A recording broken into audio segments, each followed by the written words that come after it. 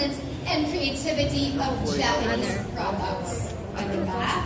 With 60 stores and growing, sigurado ako na Daiso Japan will add more excitement and creativity in our lives. At para mas maintindihan pa natin how Daiso Japan can Daisify our lives, let us all welcome the Marketing Service Manager of Daiso Japan, Ms. Bernice Buloan. Let us all give her a big round of applause.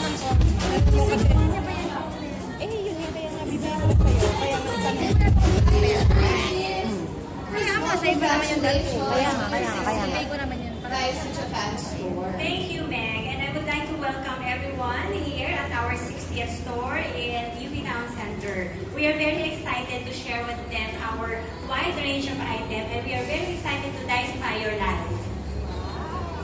Of course, it's something to look forward to. Yes. Ako po, Miss Bernice, love na love ko ang Daiso Japan. If you enter my room, makikita mo halos lahat ng gamit ko from Daiso Japan. From my hangers, diba? From my hangers, organizers. Kasi ang dami mong mabibili na unique and creative stuff. Pero, matanong ko kayo, Miss Bernice, ano po ba ang favorite Daiso item? It's a very tricky question. Actually, hindi ako pipili ng tatlong item lang. Pero my favorite is the home and kitchen line. So if you visit my house, pati yung kitchen namin, lahat talaga puro Daiso. Number 2, I would like to recommend our travel items, lalo na summer. So meron kami mga eye mask, meron mga neck pillow, and of course, our stationery. So ngayon, uso yan, watercolor, calligraphy, which will happen later on. So yan, yung daughter ko, she's very good with watercolor. So pag every time na pupunta siya ng Daiso, so may excited siya talaga. Diba? Ang cute! Speaking of cute stuff, dito lang po sa Daiso Japan, you can find very innovative, high quality, and yet creative products at a very, very low price. Starting at 88 pesos. Just imagine 88 pesos. So, Bernice, why is that? Ano nga ba ang Daiso Japan and why did you discover a lot of amazing stuff? Daiso Japan is really imbibed into 3 pillars. So we really want to give our customers the variety, the quality, and uniqueness. So if you visit our store, there are about 10,000 items inside. So hindi kayo mauubusan ng bibilihin. So from home to your office, to your personal needs, for cleaning your home, meron yan dyan sa Daiso Japan. So kaya lagi namin sinasabi, start visiting our store and to Daisify your life. I definitely agree with that po. Dito pa lang sa bagong store ng Daiso Japan here at UP Town Center, overloaded na po ng mga cute items na mabibili. And very unique. Yes, even nga po ito ng mga kawaii enthusiasts. I'm sure everybody wants to know, what are the other items that we can find here at every Daiso store? Actually, no, dito, makakahanap kayo ng authentic Japanese Daiso Japan items. So, as mentioned earlier, from your home, for your hobby. Actually, kanina, sabi nung nag-interview, ano ba yung differentiation ni Daiso Japan to other competitors? Our product will really tell the story. So, from moms to your kid, even to your pets. Uptown is a friendly, pet-friendly mall. So, as you can see to our display, no, ang dami naming pet items na starting at 88. So, yun talaga yung differentiation and yun talaga si Daiso. If you look at the store, the product really caters from mom to dad to your kids and even to your pets. Pati sa friends mo, pang-office, lahat nandiyan na. So, for everyone talaga ito. And starting at 88 pesos only. Diba? Very affordable, very unique at a quality product. Yes. Pero Miss Bernice, everybody's wondering, ano ba ibig sabihin ng Daisify your life? Daisify your life, meaning lahat tayo, no, traffic pa lang nakaka-stress na. Pero life doesn't have to be so stressful and boring. So when we say Daisify your life, it's time to add fun and creativity. Hindi pwede pag home lang, simple lang. Kailangan may konting fun din. Oo, tama yun. Kaya nga, gagamitin ko na yung term na yun, yung Daisify your life. So everyone, if you want to add fun and excitement sa buhay nyo, you should Daisify your life. Ms. Bernice, what are the things that we should get excited about the Daiso Japan store in the coming days? And the coming days, as you can see now, I would like to introduce to you again the 60th store. The store has a very unique, very new store interior. It's very airy, very streamlined. The customers has a good room to shop around. So very Japanese, and we want to invite the creativity that Daiso Japan is really known for. So, well, that's one thing na dapat i-expect ng ating consumers, yung beautiful interiors ng Daiso. Yes, and of course, monthly, we really encourage you to visit Daiso Japan from time to time because we have new products every month. Wow. Straight from Japan. Pwede na ba namin malaman kung ano yung mga Secret products? Secret Para bumalik sila next month.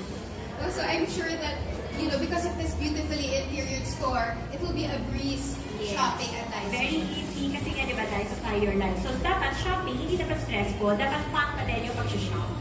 Thank you, Miss Bernice. Thank you, Such Meg. fun chatting with you. Yes, and I hope you enjoy the workshop that we have prepared for you. Thank you. Now, are you all excited to Daisify your life? Excited na ba kayo? Kids, excited na ba kayo to Daisify your life? Yes. Dahil dyan, simulan na natin ngayon by learning our wonderful examples of the art of kawaii journaling and watercolor painting. And I hope you brought your K game today. Dinadala mo yung K game today or your kawaii game today? Wala. Kayo? Wala. Are you ready na po? Yes. For the artwork, diba? Alright, because the best dreamers will win a total of 1,500 Daiso gift certificates. O, diba, not only that you had fun and being creative and innovative, may reward din. So if you're ready, here to teach us about journaling and watercolor painting is the owner of the blog Watercolor Junkie. She is a blogger, an illustrator, and a fan of kawaii and in-between. Here is Miss Shane Olaez. Hi, Let's give her a big round of Alright, okay. This is my best description of myself. Weekdays, I'm a corporate monkey. I am a learning and development professional. And weekends, I try to be my creative self. So today is an exception. I'm wearing my weekend hat. And I'm going to share with you how I Daisify my passion for watercolor and journaling. So, sige. You guys, I've prepared your worksheets. On the first page here is getting started. So this is going to be a capsule class. So this is going to be very, very quick. So our challenge for you guys is to come up with a journal spread for today. Something similar to how I do it here. Here's a quick sample. So actually, I do journaling two ways. So one is, gagamitin ko na yung term ng nanay ko, putting all together lahat ng kalat ko in one page.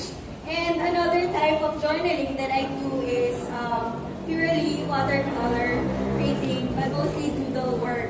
So I'm gonna share with you some of the ways or tricks or tips that I do whenever I do my journaling and incorporating watercolor with it. So ready na ba kayo?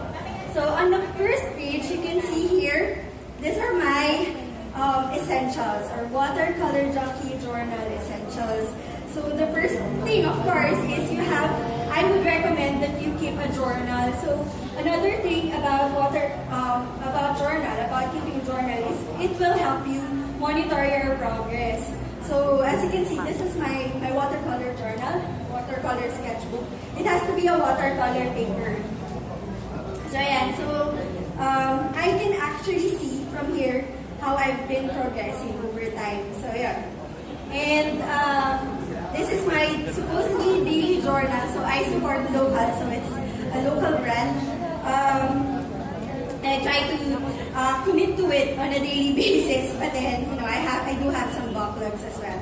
And I'm gonna share with you how I do it. Alright, so you can see here, I added one of the things that's very important for me is to organize all my craft materials. And I'm so happy that I get to purchase all of this from Daiso. So it's not really true that you can buy it starts 88 pesos, but because this one actually, you can buy this 25 pesos from Daiso. So sobrang fan ako nito kasi you can stock it up. So to help all my kalat get organized. So para hindi nagagalit sa akin yung mga tita ko and mga new parents ko before. So I keep them organized. So these are my washi tapes. These are my rubber stamps. These are basically all the items that I recommend for journaling. These are stash of stickers. Some of the products are also available here in Daiso. And then some of my pens are here also. Alright? Sige, and watercolor of course. So today I'm gonna share with you quickly how to properly use a watercolor. So first things first, proper brush care tayo. So you have your own cups. Usually kasi, iniiwan nila yung brush nila sa cup ng nakatayo. Please don't do that kasi masisira yung brush natin. You know very well that watercolor is a very difficult medium and it's so hard to control because it's very fluid. So, if your tools don't cooperate that much because nasira na siya or hindi mo na makontrol yung shape niya, then hindi mo na siya lalo ka mahihirapan. So, how to do it is, you have your cups, your water, so you clean it, you just rinse it off very gently, and then sa gilid lang. I'm not gonna use this is for my drinking, but just to sample. So sa gilid lang siya, you're basically just gonna rub it off dun sa wall ng cup. And then you have your tissue. I don't have a tissue pala here. Here, I have. And then you have your tissue. You clean it this way. Just very, very gentle, okay? And don't forget that each time you change colors, you always need to clean your brush. Otherwise, you're gonna contaminate the colors. Of course, I'm not walking the talk here. So, as you can see, my palette is very contaminated. So, please don't be like me. Always, always clean your brush, especially with your yellow tones. Alright, so, for brushes, for beginners, I recommend that you keep two types of brushes. One is a very thin one. This is, I think, 0. The size is 0. And one is a bigger round brush. This one is size 14. But usually, you're good to go with the size number 5 and the size number 2 or 1. So, oftentimes, this is called a detailer brush. So, if you want to create details on your painting, this is what you are going to use. And then, actually, this one is very versatile, the bigger round brush. Because with watercolor, you would know that it's a watercolor brush because the end is pointed. Okay?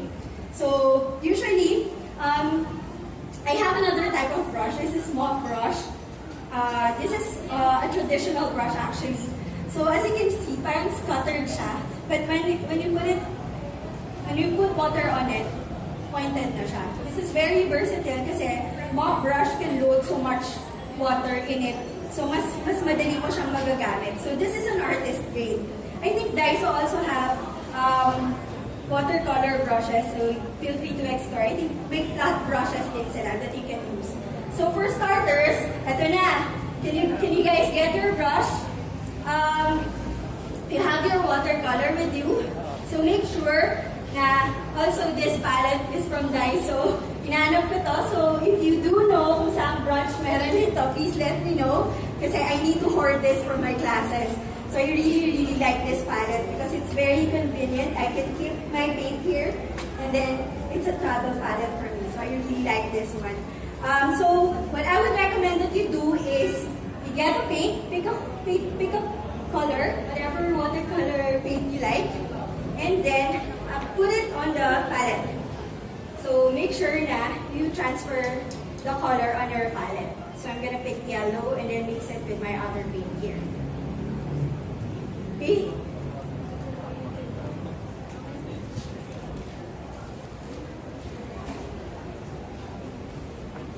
So, there are 3 different types of mixture with watercolor. One is butter. So, with butter, medyo thick yung mixture mo doon. So, I'll show you a sample. So, don't forget to move it on your palette. So, here's a sample of a butter mixture. It's almost opaque, but it's still transparent. Transparent, by the way, is, watercolor, by the way, is transparent. So, this is a butter mixture. So, para siyang tinunaw na butter. Next is a milky texture. This is the kind of mixture that I recommend. So, all you need to do is your butter. You just need to add a bit of water. And kapag nagtitimpla kayo ng gatas or, pag minum kayo ng milk, more or less you would notice if it's a milky texture already. So this is my milky texture. Okay? And then, for the tea mixture naman, you just add more water. And it's almost transparent. The color is almost transparent.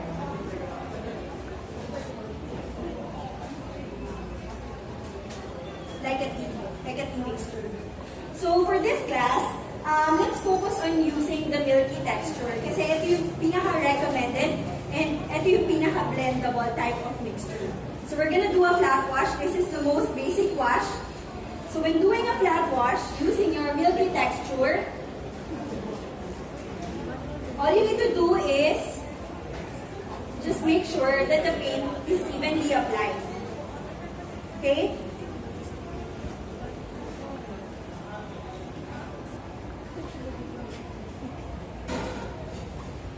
So you have your watercolor worksheets with you, so you're just gonna use the watercolor worksheets. So you have it on your second page here. So just apply it on this box, flat wash.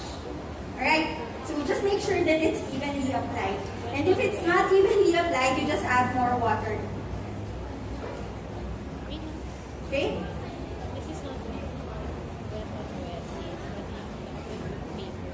So this is the most basic wash. Now, another term that we use for flat wash is that it's wet on dry technique. So the opposite, we're gonna be doing the opposite now. Can you guys follow? I'm too quick, no? Okay. Can you guys use your worksheets? Your worksheets? Okay. There's a box there. There's a box there. And you can apply the flat wash. Ayan, others are able to follow naman. Good. How about the others? Okay now. Okay, sige. So flat wash is the most basic wash. And then yung isang klase ng technique naman, which is the opposite of flat wash, is you start on a wet page. So just put plain water if you like, or okay lang din with color. Basta you start with a wet paint. And then notice that if you apply color, kung nasan yung water, that's where the paint goes. And then you can try and experiment with different colors.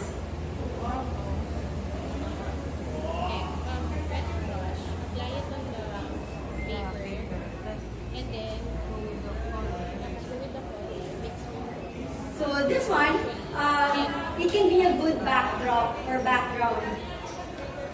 So it can be an instant abstract painting already. So for others, if you're saying na hindi sila marunong mag-paint, you can actually do this type of technique and you're good to go. So para siya may tie-dye effect. Artistic ability. In an intensive class, this is what you can this is the type of technique that I actually use for my watercolor florals. So I just basically allow it to bleed so I can create very interesting effects. So you can try and do the same one. So this is wet and wet. We're going to move to our next worksheet, which is journaling tips. So as you try and work on your watercolor washes, I'm just gonna quickly explain or share with you my basic journaling tips. So usually, sometimes a blank page is very, very overwhelming. Like this one, anong gagawin ko sa page na to? How do I start? But basically for me, I start big. Just like in sketching, you start with the bigger shapes, bigger words, bigger ideas. I always begin with that. So like for example, whenever I do my journaling, I start with the highlight of my day, something that makes me very happy for that day, something I'm very grateful of. Like today, I probably would journal about my daiso workshop today, so I probably put on a big daiso word in it. And journaling is basically creating or sharing your story. So it can be something that is personal to you, or it can be something that you can share with the others as well. Best illustrated in this format. So do remember that composition is key. So when you're doing your journal spread, this is the challenge for today, do remember that you have to balance it out. So when you start with the bigger shapes, it's easy for you to create the layout. So hindi puro sa isang side lang yung big shapes, but I try to spread it out and create a balance also. And then the next is you think less. Try not to overthink, because sometimes people try to feel overwhelmed. They get overwhelmed. Kasi, di ba, merong hype ngayon with art journaling, with creative journals. And people get overwhelmed. Nakating sa kanila ang ganda and I can't even start. Sometimes the best way to do it is to try not to overthink it and just go with what you want to do with your own work. It's your work. It's the colors that you like. Try to build on it gradually. So when you start big, eventually you add details. So like when you doodle or the basic sketching, I know some of you have are already sketching or at least know a bit about basic sketching. When you do sketching kasi, the first thing that you need to do is to attack a subject on the bigger shapes. Like for example, this tree. I don't see it na puro dahon or puro flowers right away. I see it like it's a big oval, and then I probably would sketch this one as a big rectangle or something like that, and then gradually I'll add details on it. So that's how I attack the subject whenever I sketch. So it's the same thing with journaling. It's the same thing when creating an art. You start big, and then you gradually add details. Alright, and then you wrap it up. So you allow your spread to be able to speak for you. So if you're not happy yet, it means you're not done yet. It doesn't mean that pangit yung gawa. Don't get too frustrated. It means it's not yet finished. So for me, my technique is simple. I just fill it up. So if I feel there's something missing, I just add some more details. So it could be words, it could be a task list, it could be a thank you list. So that's how I do my journaling. So I added here some of the tips in my sort of like a journal page here. So you can add a list, a checklist. You can even add the stickers or ephemera. You probably can correct me how to pronounce it. And then the washi tapes. You have your washi tapes there, so you can try it on.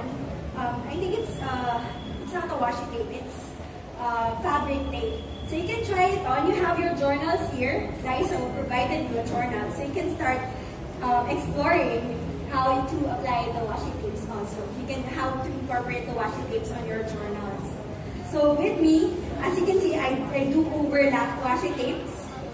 Don't be scared to use too much,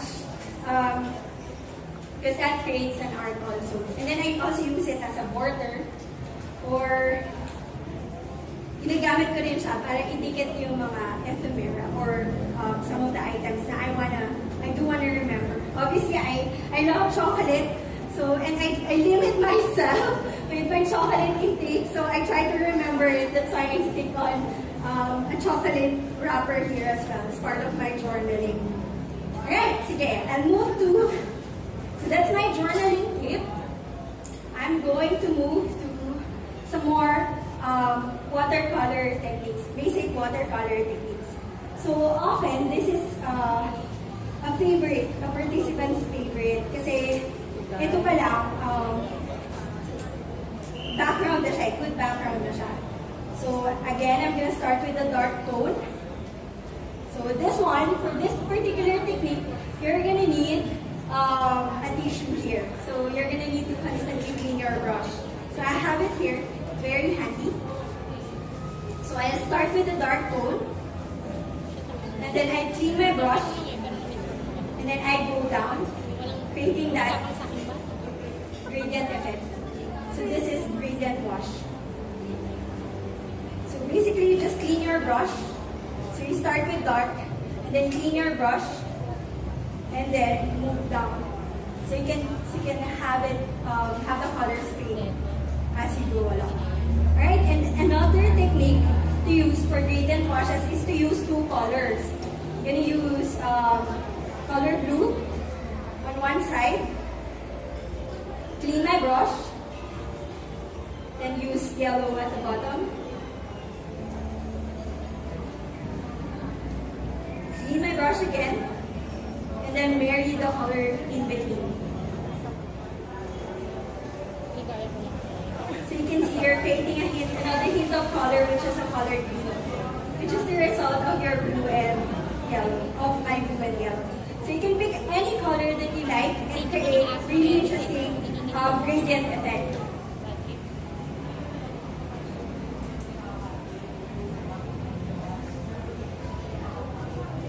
Okay, another fun type of watercolor technique is the splatter. So how to do a splatter? Usually, I use my splatter whenever I create my watercolor galaxy painting. So I use it for the stars. So the kids love this technique. Bakit? You just need 2 brushes or a pen. You can grab a pen.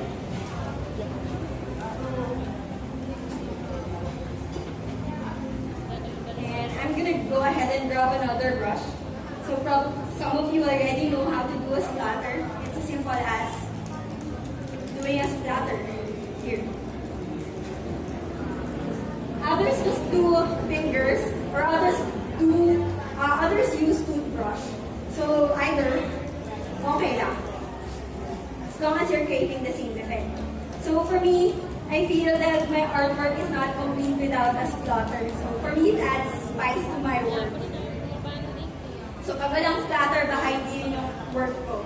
So I added on my wildflowers type of painting. Any. Basta lagi may splatter. In my galaxy painting, I use it also.